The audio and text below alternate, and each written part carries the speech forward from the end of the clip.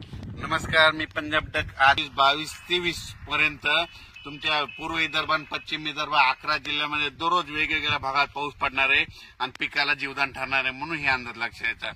त्याच्यानंतर आपण काय करू, लगेच पश्चिम महाराष्ट्राकडे वळू. त्याच्यानंतर सांगायचं झालं तर कोकणात देखील चांगला पाऊस पडणार आहे, म्हणजे 19 जुलैपासून तर 23 जुलैपर्यंत चांगला पाऊस राहणार आहे, म्हणून हा अंदाज लक्षात घ्यायचा. त्याच्यानंतर उत्तर महाराष्ट्राकडे देखील सरीव येत राहणार, म्हणून हा अंदाज लक्षात. पण राज्यात सांगायचं झालं तर नगर जिल्हा झालं, जळगाव जिल्हा झालं, नाशिक जिल्हा झालं, त्याच्यानंतर बुलढाणा जिल्हा झालं. बुलढाणा ह्या भागामध्ये म्हणजे 22, 23, 24च्या दरम्यान तिकडल्या भागामध्ये चांगला पाऊस येणार आहे, म्हणून हे अंदाज लक्षात यायचा.